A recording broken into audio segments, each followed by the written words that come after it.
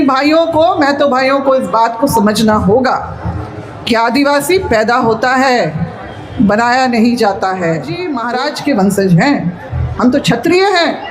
हमको निकाची मैं तो भाई भाई की कहते हैं ना, वो असल में उसका जो खुलासा मेरे सामने तो अभी हाल में ही हुआ है। किताब मेरे हाथ में लगी जिसमें उनके स्वजातीय ही जो इंद्रदेव सिंह जो हैं, लेखक ने ये लिखा है कि 17वीं शताब्दी में मध्य भारत से मुगलों के। रांची लव चैनल में आपका स्वागत है।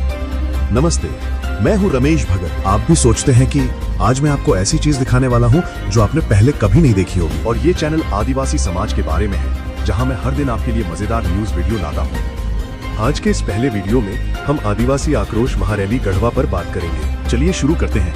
और हाँ, अगर आप इस तरह के और वीडियो देखना चाहते हैं तो चैनल को सब्सक्राइब करना। सांस्कृतिक भवन के मैदान में खड़े हैं तो हम लोग उस रैली का हिस्सा बने हैं जो हमारी आदिवासियों की अपनी अस्मिता, हमारी पहचान, हमारे संवैधानिक अधिकार, हक और अधिकार को बचाने के लिए है। आदिवासियत को बचाने के लिए है। आदिवासियत में सेंधमारी करने वालों को चेतावनी देने के लिए है। और आज से मौके में आपको मैं हुल जोहार करके मैं अभिनंदन करती हूँ। संथाली शब्द है हुल, हुल का मतलब है क्रांति और जोहार हमारा अभिनंदन है। तो इसके हुल जोहार, हुल जोहार। आदिवासी एकता जिंदाबाद, आदिवासी एकता जिंदाबाद। एक तीर एक कमान, एक तीर एक कमान। आज गढ़वा जिले के जितने भी हमारे आदिवासी समुदाय के लोग जो यहाँ पर इस मैदान में उपस्थित हुए हैं, सबका मंच पे आके बोलना जरूरी नहीं है, मगर अगर आप यहाँ पर पहुँचे हैं तो आप उस आंदोलन के हिस्सा बन गए हैं जो इस हमारी आदिवासियत को बचाने के लिए जरूरी है। दुनिया देख रही है, सरकारें देख रही है कि आदिवासी आज कैसे एकजुट हो गया है अपने हक अधिकार को बचाने के लिए, अपनी आदिवासियत को बचाने के लिए, अपनी ऐतिहासिक पृष्ठभूमि को बचाने के लिए, अपने पूर्वजों का मान सम्मान बचाने के लिए। क्योंकि हम उन पूर्वजों के वंशज हैं जिन्होंने जल जंगल जमीन को सिर्फ नारा नहीं, उसको अपने आदिवासी जीवन दर्शन का आधार बनाया।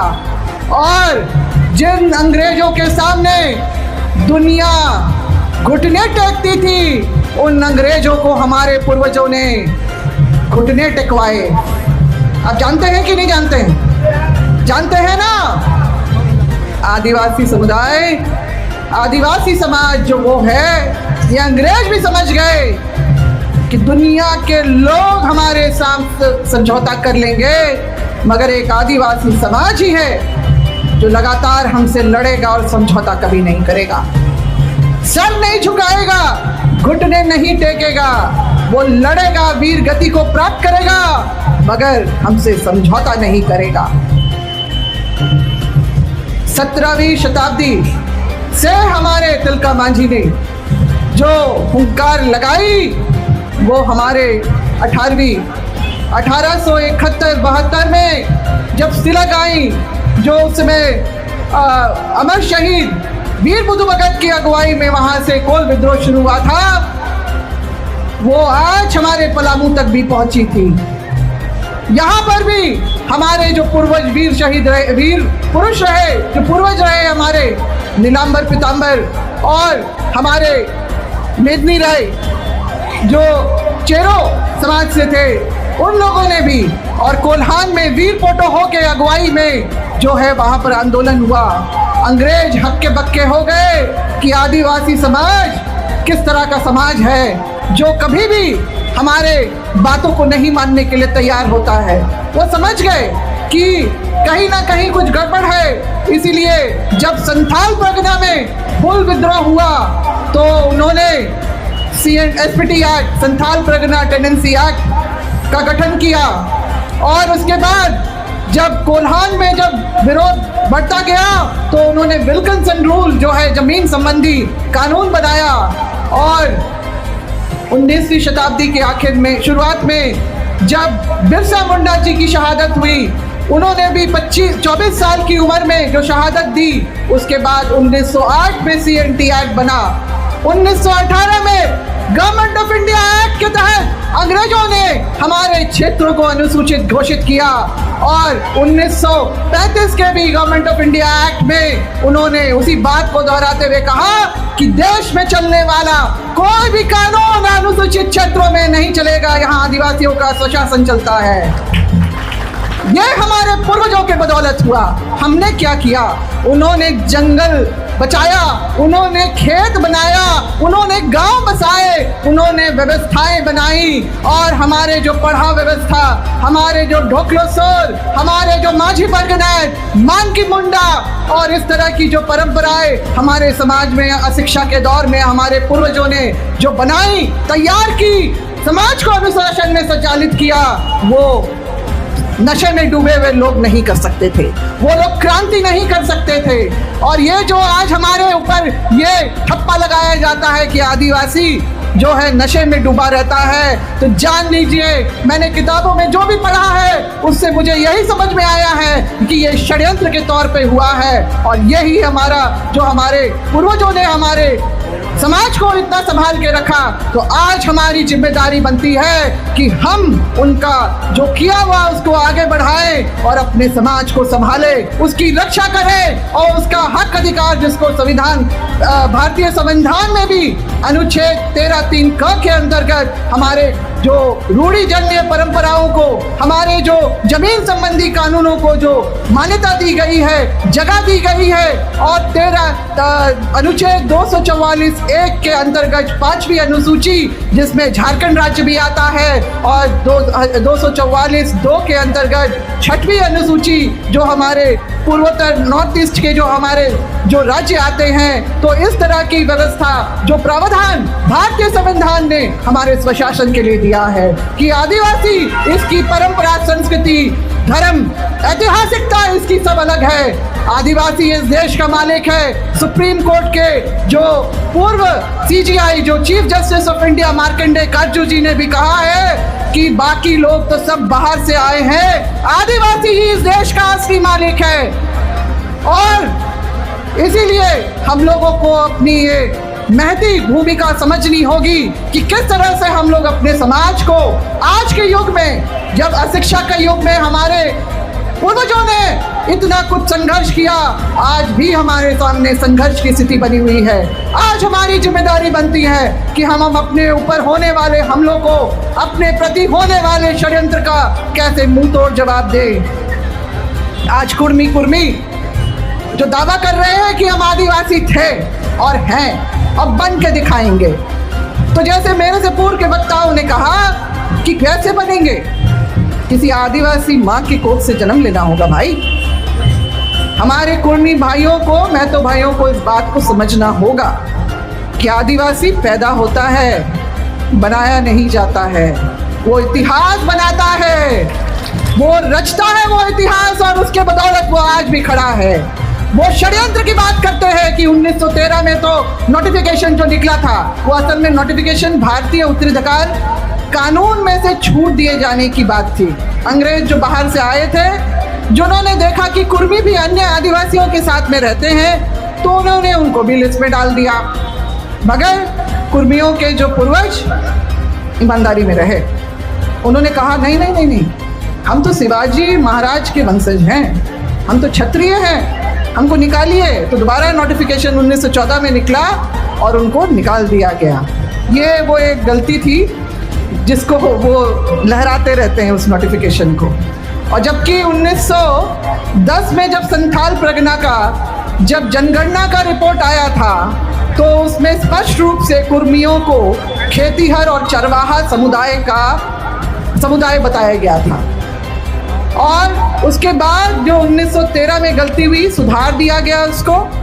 और इसीलिए हम लोग देखते हैं कि 1921 में जब जनगणना का रिपोर्ट आता है, तो कुर्मी क्षत्रिय हिंदू के बतौर उनकी जनगणना होती है।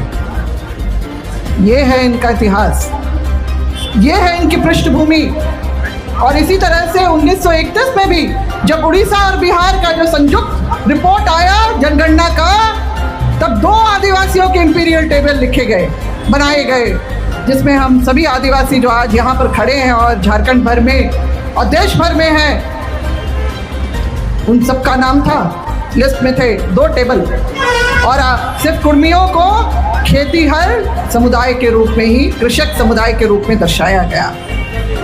और 1938 में फिर से नोटिफिकेशन निकला कि एससी और एसटी का, आदिवासी और दलित समाज का, तो उसमें भी ये कहीं नज़र नहीं आए।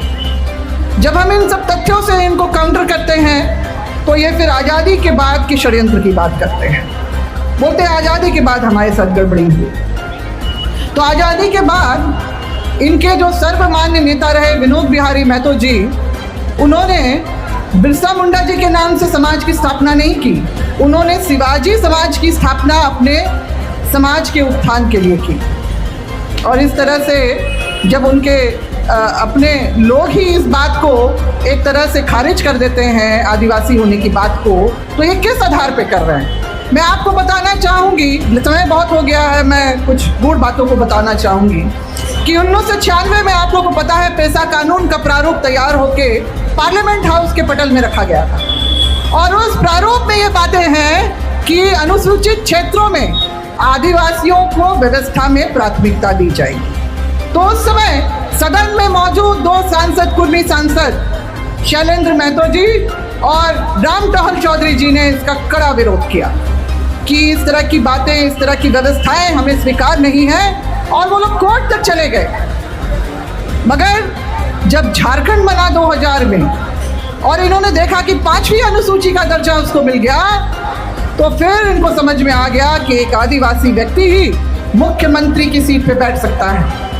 तो राजनीति से प्रेरित होके और इस बात से, इस भावना से भी प्रेरित होके कि कल तक जिनको हम लोग कोल मुरन कुकुर अपने से निचला पिछड़ा समझते रहे और व्यवहार करते रहे, आज वो राजनीतिक रूप से हमारे से बहुत आगे निकल जाएंगे, क्योंकि मुख्यमंत्री की सीट एक आदिवासी के लिए रिजर्व कर दी गई है। और यहीं से इनकी मांग शुरू हुई, 2001 से जो शुरू हुई। तो फिर 2004 में जब TRI की रिपोर्ट जब भारत सरकार को भेजा गया तो उनकी मांग को खारिज कर दिया गया, क्योंकि 1955 में काका कालेकर कमेटी के जो मानक और जो 1965 में जो लोकल कमेटी के मानक के आधार पे ये कहीं भी खरे नहीं उतर रहे थे। ना उनमें आदिवासी वो आदिम लक्षण रहे, ना वो संकोच रहा है, और ना ही वो आर्थिक और शैक्षणिक पिछड़ापन रहा है इसमें। मैं आपको बताना चाहती हूँ कि 19वीं शताब्दी से 1894 से जो महाअधिवेशन, कुर्मी क्षत्रिय महाअधिवेशन करने वाले क्या शैक्षणिक आर्थिक रूप से पिछड़े हो सकते हैं? मेरा सवाल है आप लोगों से, हो सकते हैं क्या?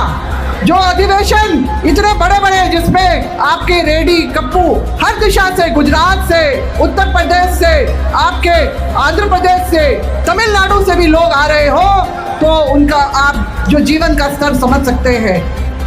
ऐसे लोगों का जब बात आता है तब ये लोग सरासर झूठ बोलते हैं। जो बात ये माझी महतो भाई भाई की कहते हैं ना, तो असल में उसका जो खुलासा मेरे सामने तो अभी हाल में ही हुआ है, किताब मेरे हाथ में लगी, जिसमें उनके स्वजातीय ही जो इंद्रदेव सिंह जो हैं लेखक ने ये लिखा है कि 17वीं शताब्दी में मध्य भारत से मुगलों के, मुसलमानों के आतंक से बचने के लिए इन लोगों ने झारखंड में प्रवेश किया और संताली लोगों ने इनको अपना मौसेरा भाई बता के इनकी जान बचाई, इनको शरण दिया और इनको बसाया, इनको खेत दिए, इनको जीवन यापन का आधार दिया।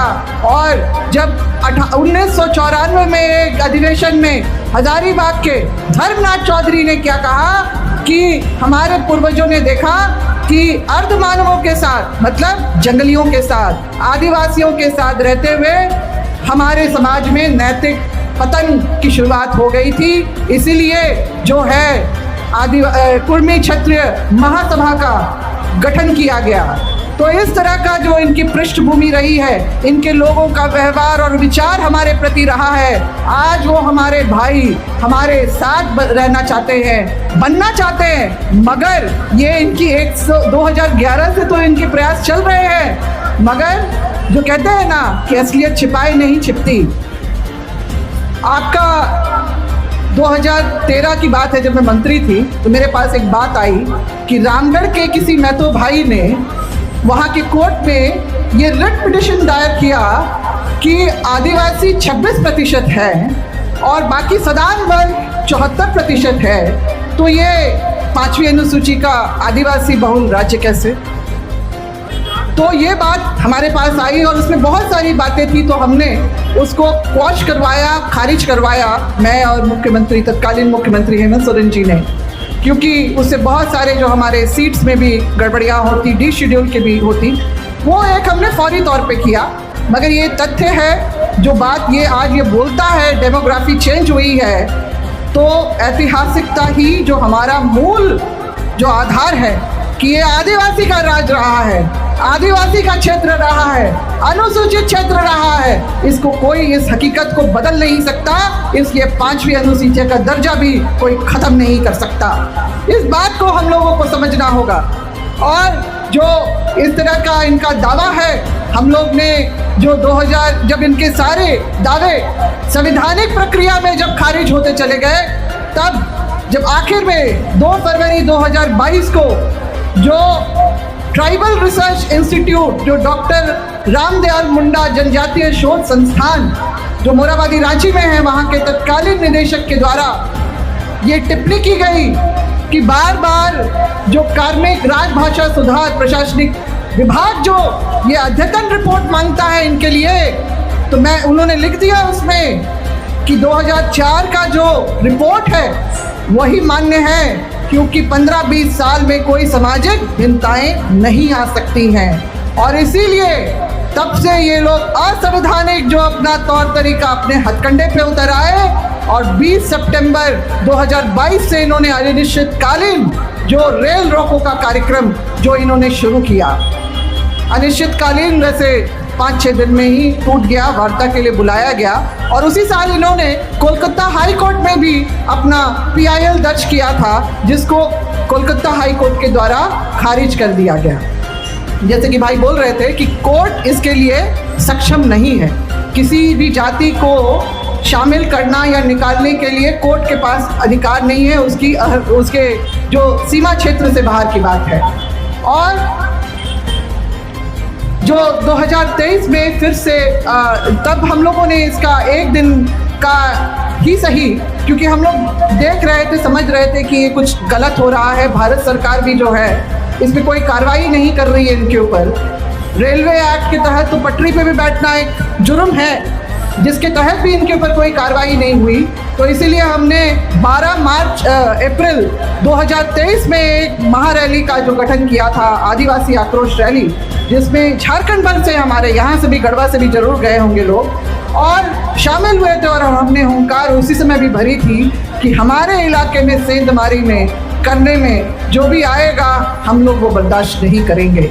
और तब से ये बोलने लगे कि ये विरोध क्यों करते हैं हमारा, हम तो सरकार से मांग रहे हैं, तो हम भी सरकार को ही जता रहे हैं ना, राज्य सरकार हो या केंद्र सरकार हो, हम उनको बोल रहे हैं कि इनके फर्जी अगर दबाव में भी आके अगर कुछ भी हमारे खिलाफ आप गलत करते हैं, तो उसके लिए परिणाम के लिए भी भुगतने के लिए सरकारों को भी तैयार रहना होगा, खबरदार। और 2023 में भी इन्होंने 20 सितंबर को फिर से अनिश्चितकालीन जो रेल रोको डहर छेको का जो कार्यक्रम का ऐलान किया था, तो 19 सितंबर को जानकारी मिली मुझे, इंटेलिजेंस रिपोर्ट, कि रेलवे मंत्रालय ट्रेन कैंसिल और डाइवर्ट कर रही है। तो हमने फौरी तौर पे एक प्रेस कॉन्फ्रेंस किया और सवाल किया भारत सरकार से कि वो तो अपनी मांग रख रहे हैं, मगर आप उनको व्यवस्था क्यों दे रहे हैं, आप उनके सहभागी बन रहे हैं उनके कार्यक्रम में, तो हम वो नहीं होने देंगे जो मणिपुर में हुआ। मणिपुर में क्या हुआ था, मणिपुर के हाई कोर्ट ने मैती समाज के लोगों को आदिवासी दर्जा देने का जो सिफारिश की थी, उसके बाद जो वहाँ पर हिंसा भड़की थी, हमने कहा हम वो दोहराने नहीं देंगे, हम यहाँ कड़ा विरोध करेंगे।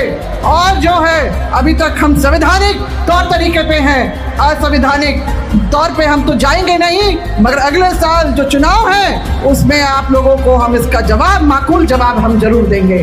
और उसके बाद हमने देखा कि 9 बजे तक मैंने और मेरे साथ लक्ष्मी नारायण मुंडा, हम लोग सिर्फ 2 व्यक्ति ने प्रेस कॉन्फ्रेंस किया, और उसके बाद ऐसा निशाना हमने केंद्र सरकार के ऊपर साधा कि 9 साढ़े 9 बजे तक रांची सदर के जो एसडीओ, चांडिल के एसडीओ और जमशेदपुर और धनबाद के एसडीओ जो रूट में पड़ते थे, उनके तरफ से चिट्ठी निकली कि महतो कुर्मी समाज के अगुवाओं को परिशांति भंग करने के उसमें अंदेशे में इनको हिरासत में लिया जाता है और इनके जो साथी हैं उनको भी हिरासत में लिया जाता है और इनका एक दिन का ही रहा, अनिश्चितकालीन एक दिन का ही रहा।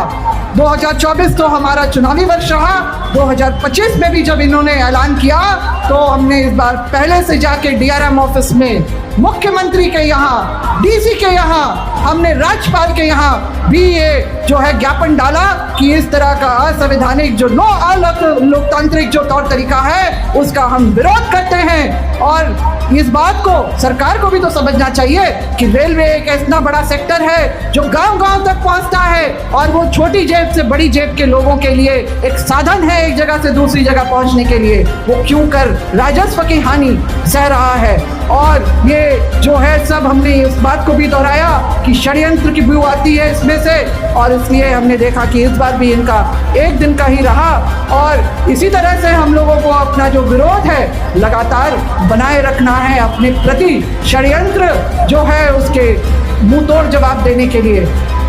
कुर्मी को जो है हम लोग बनने नहीं देंगे, ये बात स्पष्ट है। मगर मैं कुछ और बातें, महत्वपूर्ण बातें हमारे समाज के प्रति जो हो रहे षड्यंत्र के बारे में मैं यहाँ आज इस मंच से बताना चाहूँगी।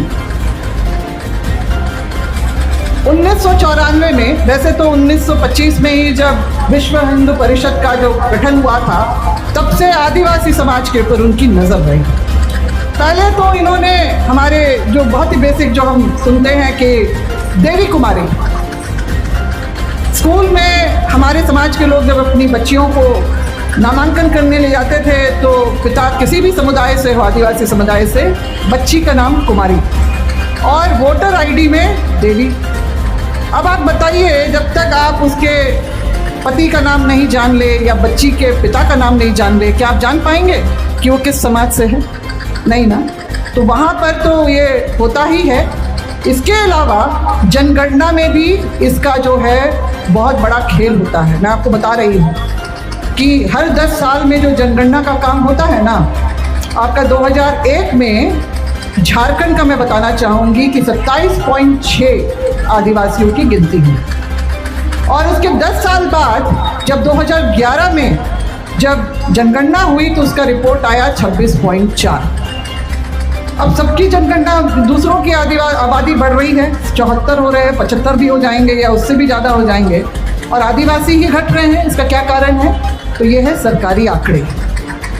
सरकारी आंकड़े, हमारी आबादी कितनी है, हम लोग कितने हैं, ये हम लोग भली बात ही जानते हैं, मगर सरकारी आंकड़ों के द्वारा जो खेल हो रहा है हमारे प्रति, ये मैं बताना चाहती हूँ बहुत गंभीर मामला है। और 2011 में मैंने इसका विरोध भी किया था प्रेस कॉन्फ्रेंस करके कि ये सेंसस कमीशन जो है वो भी सुन ले कि हम लोग आदिवासी इस आंकड़ों से सहमत नहीं हैं।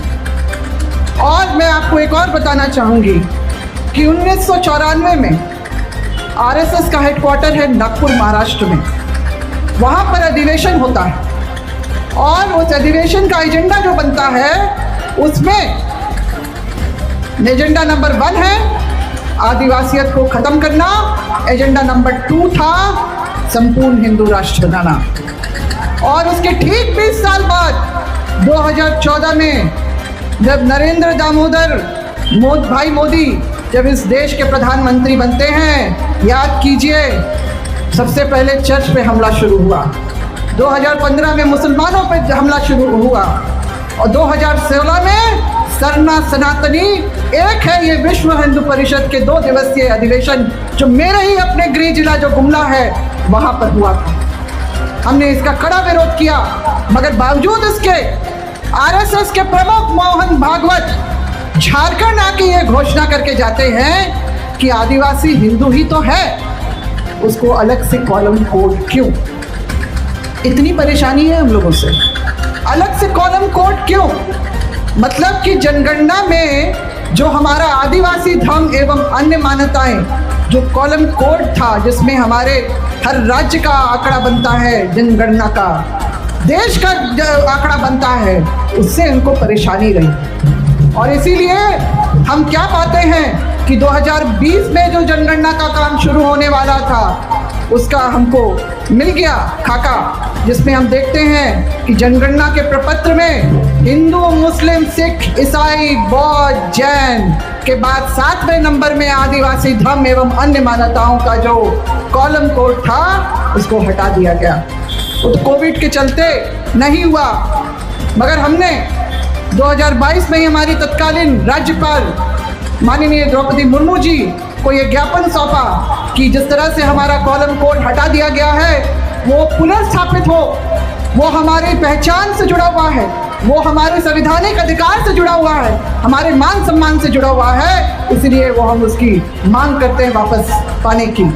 और द्रौपदी मुर्मू जी ने भी इस बात पे अपनी मुहर लगाई कि निश्चित रूप से जो अलग अलग कोड कॉलम की मांग जो हमारे आदिवासी भाई लोग, गोंड, भील और बाकी सभी समुदाय के सरना धर्म को भी मानने वाले लोग करते रहे हैं, तो अलग अलग होने से बहुत दिक्कत होगी। उन्होंने मुझे खुद ही जानकारी दी कि हमारे संथाल समाज में भी सरना धर्म, सारी धर्म, विभिन्न धर्म की भी मांग अलग अलग कोड की होती है, तो ये तो संभव नहीं है। और 2021 में जो गृह मंत्रालय भारत सरकार में रजिस्ट्रार जनरल ऑफ इंडिया का जो ऑफिस है वहाँ मैं गई हूँ, पहले मार्च के महीने में 15 मार्च में, और उसके बाद दूसरी बार 23 जून के। और रजिस्ट्रार जनरल ऑफ इंडिया से हमने इस बात को रखा और मांग की। 2 घंटे तक हमारी वार्ता चली और उसके बाद उन्होंने कहा कि हम इस पे आगे बात रखेंगे। मगर जब 2-3 महीने तक कुछ नहीं हुआ तो दोबारा समय लेके मैं फिर से उनके ऑफिस में गई और फिर उनसे हमने वही बात दोहराई। बहुत सारी बातों पे चर्चा हुई। आखिर में उन्होंने कहा कि मैडम आप लोग परेशान क्यों होते हैं, धर्म पे आधारित जनगणना अब नहीं होगी।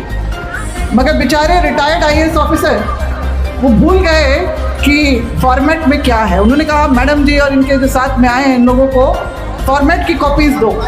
तो हाउस लिस्टिंग और सेंसस का जो फॉर्मेट हमारे हाथ में आया तो हमने पलट के देखा और तुरंत उनको कहा कि देखिए आप बोल रहे थे धर्म पे आधारित नहीं होगा, तो 7वें नंबर में आदिवासी धर्म एवं अन्य मान्यताओं का कॉलम कोड कहाँ चला गया।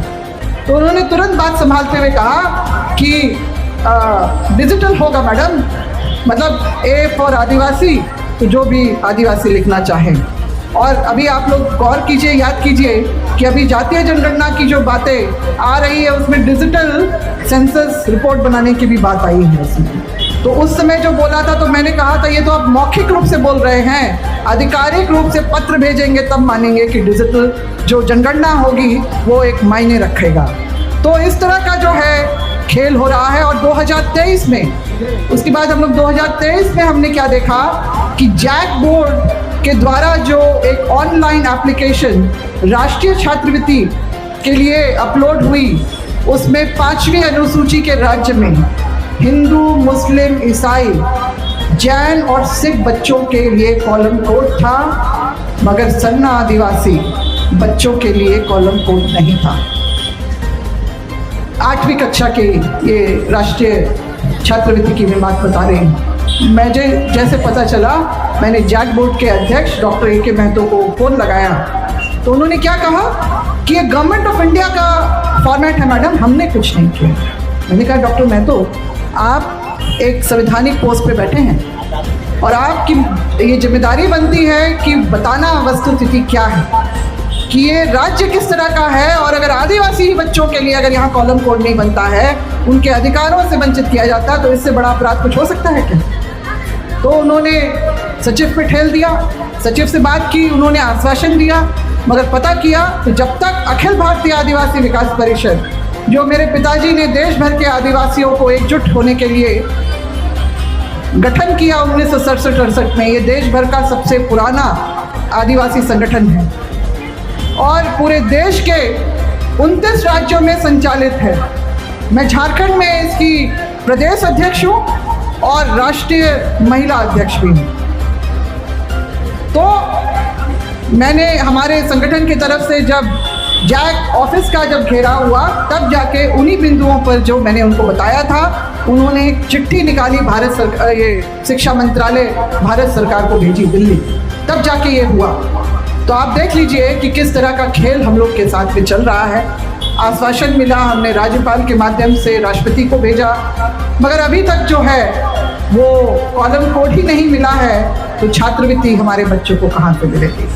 मतलब जो हमारे प्रतिभाशाली बच्चे हैं, जो पढ़ना लिखना चाहते हैं, आगे बढ़ना चाहते हैं, जो सरकार बाकी हिंदू मुस्लिम ईसाई सिख जैन बच्चों को दे रही है, वो झारखंड में हमारे ही अपने बच्चों को नहीं मिल रहा है। इससे बड़ा क्या अन्याय अपराध हो सकता है। मतलब कि देश का मालिक कहलाए जाने वाला देश का नागरिक भी नहीं है टेक्निकली देखा जाए तो, इसीलिए ये सब कुछ हो रहा है और इतना बड़ा षड्यंत्र हम लोग के खिलाफ चल रहा है। हम लोग को ये वीडियो सिर्फ सूचना और शैक्षिक उद्देश्यों के लिए है। इस वीडियो में व्यक्त किए गए विचार और राय विशुद्ध रूप से वक्ता या चैनल के अपने हैं और किसी भी राजनीतिक दल, संस्था या संगठन के आधिकारिक रुख को प्रतिबिंबित नहीं करते हैं।